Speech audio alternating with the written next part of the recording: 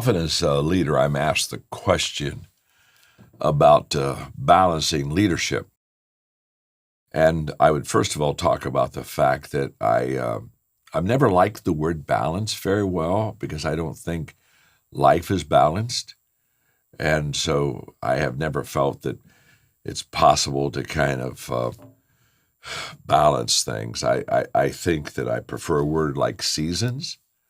I think that there are seasons where leadership takes on different forms based upon what the season requires. I know in my life, I was asked the question recently about what's the biggest change in my leadership over the years, and I said that in the earlier years, I was a kind of a directional leader. I pretty well was very clear about what I saw as the vision, and I wanted the people to follow. So it was kind of like I pointed the way. Here's the mountain. Let's go do it. And as I've gotten older, I have gone from being a directional leader to more of an interactional leader, a leader that I ask a lot more questions than I used to. I had an interesting experience probably around the age of 40, where I had one of the staff members come up to me one time after a staff meeting and just very kindly but very clearly say, "John, you don't listen to us." And of course I defended myself and I said, well, of course I listened. And, I went home and shared it with my wife, Margaret, and she said, "John, I think there's some truth in what she says. You don't listen well." And that began to change kind of my leadership style to a certain extent. And to listen well, I realized that I needed to begin to ask questions. And that the better questions I could ask, the more information I would receive. And so I began to be a leader that asked a lot of questions. I think that one of the challenges of leadership, and I think maybe the mother of all mess-ups of leadership, is assumptions. We assume that we know where our people are, and because we assume we know where they are, we have a tendency to lead accordingly, and yet so many times what we're saying and where we're pointing is not where they are. In fact, in leadership, I tell people today that the first responsibility is not to lead people. The first responsibility for all of us is to find them. We have to find them. And only when I find you do I have a shot at leading you. And to be honest with you, when I find you before I start leading, I think I need to get to know you. And so when I think of different styles of leadership, there's charismatic leadership, and I've taken the Strength Finders test. I have a lot of woo in me, so I have a lot of charismatic kind of leadership in my life. And there are times when it serves me well, and I use it, but then there are times, seasons again, back to seasons, that the people, they need a servant. They need somebody to go to the back of the line and say, "You're first," and show value and honor to the people. So I look at leadership as very flexible. We lead differently based upon what the situation calls for. Paul talked about that when he said he entered their world. He entered their world to see the perspective of people that were not like him. And he said, "I've literally became every kind of servant possible that I might be able to share my faith." And what does he mean by that? He said, well, I found that I could serve this person one way, I could serve another person a total different way, but it was effective in whatever they needed, however I could add value to them, however I could have a positive influence and be some salt and light in their life. He said, I did that so that I could share my faith with them. Management insists on everything kind of being solid and stable. Managers want to treat everybody the same, and leaders, they thrive on chaos, and they thrive on the fact that you don't lead everybody the same. And there are many different motivations of people to follow, and a wise leader, they don't lead everybody the same because the motivations are different. So when leaders are kind of trying to settle an answer, I'd like to have an answer of how I can really be effective as a leader. I basically teach them that you can be most effective by not trying to lead everybody the same. You can be most effective by being adjustable and flexible and nimble as a leader. Find out where the people are and what they need and lead them accordingly.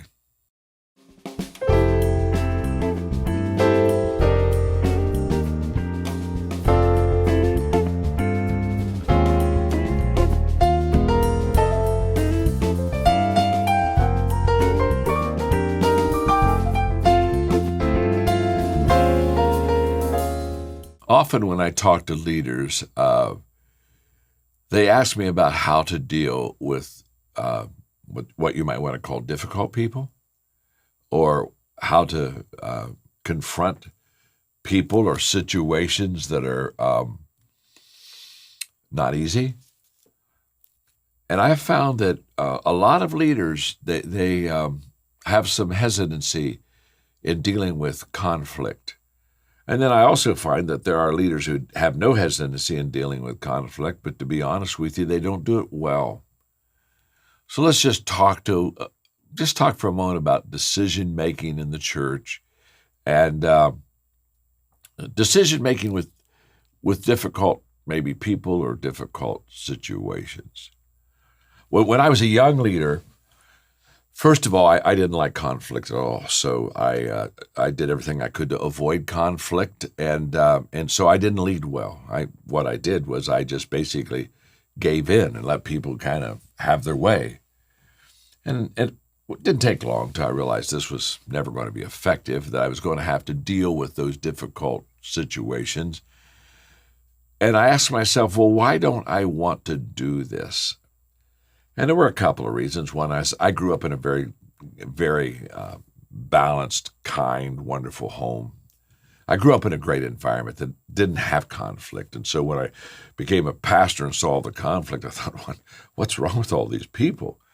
So it was something I wasn't used to. I was kind of used to having peace in the valley. So I wasn't, that wasn't something I dealt with as a child for sure. But when I began to realize I was going to have to deal with it in the church, I began to ask myself questions such as, why don't I like to deal with this situation? And I think that most people, if they be honest, they just, conflict causes stress. And so I just didn't want to have that stress. I kind of just wished it would go away. But today I realized that, and this is very important, that respect is earned on difficult ground. When you respect a leader, you respect them because they did something that was not easy, something that was very difficult to overcome. And when I realized that, and I began to deal with conflicting situations and people within the congregation, there were three things that I kept in mind at all times as a leader. And the first thing that I kept in mind was that the attitude and the spirit that I had in dealing with conflict was more important than what would be said. People could tell if I cared for them and valued them and was wanting to help them. A phrase that I would use a lot of times is, I care enough for you to confront you on this subject. That spirit, that attitude was more important than the words that I would say. So I would always make sure that my attitude was right about the person. The second thing that I always wanted to make sure is that I would have clarity. So many times when we deal with conflicting issues, we really never just clearly state the truth. We kind of work around it and hope that they're catching on. And maybe if I keep hinting, they'll figure it out. And it's just not the way to deal with conflict. I would go in and immediately after establishing my care and love and appreciation and value of the person, I would very clearly state what the situation was. But in clarity of the situation, I never assumed that I was always right. Maybe there was something that I never understood. Maybe I had never heard their side of the story. Maybe I had never turned the book and found that there was another chapter. So I would state it with clarity, but then I would ask them to speak to it and say that maybe I'm missing something. Could you help me understand what this issue is all about? And I listened. I did a lot of listening. And in fact, I real quickly let them do the talking and took notes to make sure that I understood them and One of my mentors, Charles Blair, taught me early in my years, have an understanding so there's not a misunderstanding. So I made sure that I had clarity and it's my attitude and clarity. And the third thing I always made sure was that there was a pathway to restoration, that there was a pathway to finding the answer and helping the person, helping the congregation live a better life because of that conflict. I never went into something saying, this is it, and we need to kick them out, or we need to make some kind of a quick decision. I always wanted to give everybody the benefit of the doubt and every situation the benefit of the doubt. And so I approached it in a way that I think that if we are mature, honest, if we work hard together, we can solve the problem. I always believe there's an answer. And when I go into those conflicting situations, I look for that answer.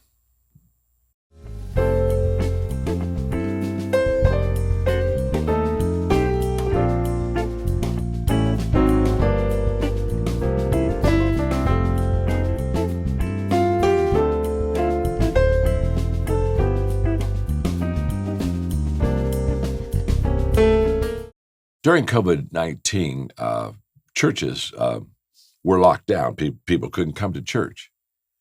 And I sensed an attitude among pastors that when that happened, that somehow their ministry was weakened, or perhaps maybe they didn't have any ministry at all. And I think it's because we have this mindset and paradigm thinking that everything has to happen when people come to church.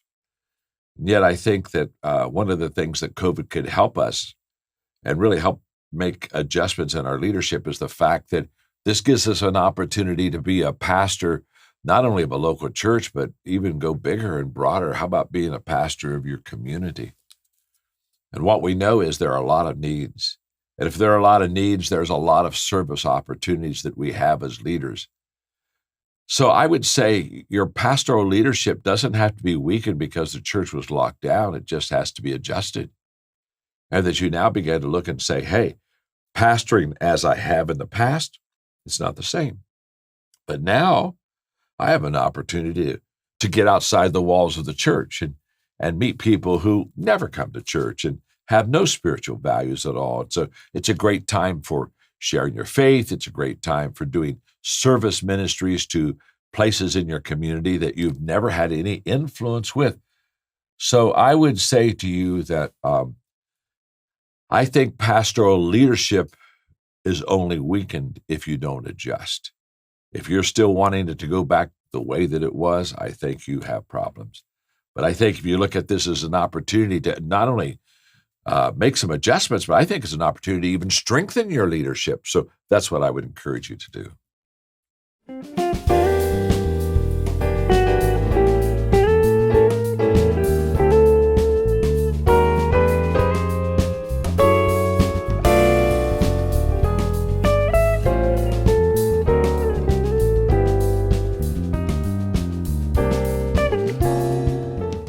Often I talk to pastors of small churches that they just don't have a large enough membership to give financial stability to the church. And so therefore, when a storm comes, they don't have the people resources, they maybe don't have the money resources. And so pastors of small churches come to me and say, well, how can I live boldly for the kingdom of God in a situation like this? And what I would say to you is I think it's your chance to live more boldly than before. Because I think there's a tendency for us to rely on people and their resources that will enable us to be the leader that we should be. And I think it's exactly the opposite. You see, I don't think that the resources and the people that are in your congregation establish you to a place where you can lead well. I think that when you lead well during adversity and difficulty and people are not attending church and the finances are not there, now you're showing some great strength of leadership, and you live boldly by relying on God, not the congregation, relying upon your faith, not the things that you do and behaviors of a pastor. So be encouraged. Be encouraged. I think there are times that all of us need to be in a place where we're over our head and we have to look to God and say, you are my only source. And so I'm going to trust you. I'm going to rely on you. I'm going to have faith in you, and I'm going to walk in faith to serve you. If you do that, trust me, you'll find that God is enough, regardless of what your church situation is.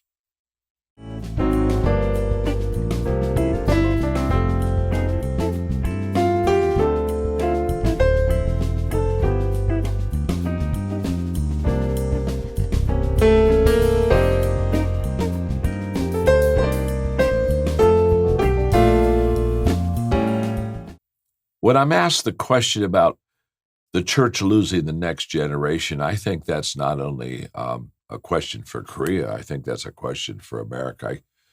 I think that's the question for the church around the world. This is very simple. You lose the next generation for Christ when you quit sharing Christ with the next generation. The greatest thing that we can do is ask ourselves, how can we connect to people that are not inside the church? And how can we connect with people who are the next generation? That is our responsibility, because the Great Commission relies on us passing on that salt and light to people who come behind us. So my encouragement to you would be very simple. Spend a lot of time connecting with that next generation down. Spend a lot of time developing relationships with people that are not in your church. Concentrate and focus on meeting the needs of people and serving them and adding value to them, so that you have the platform and the privilege someday to share your faith with them. So just go find the needs. There are many around you, and go serve them and add value to them and meet those needs. And pretty soon you'll have a connecting influence with them.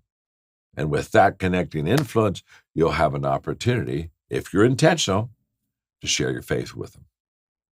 I would like to give you some encouragement and compassion for just a moment. My father was a great encourager. In fact, one day I asked him, why do you encourage so many people? And he said, because it gives oxygen to their soul. You have done a great work, and I think when you do a great work, there are times when you get worn out, you get tired. Sometimes it begins to be a little routine, and you don't see the big picture, and you're just doing your part really well and faithfully, but you don't get to see the end result. So I would like to encourage you at Compassion. Everywhere I travel around the world, people talk about you. And when they talk about you, they talk about how you have brought hope, life, joy, how you've strengthened them, how you've been a friend of theirs. They feel very loved by Compassion. And by the way, it's kind of nice to be feeling love from people with the name Compassion. So just live up to your name. You are. And don't be discouraged. Keep on keeping on. Trust me, you're making a difference. And you'll make a greater difference in the days ahead.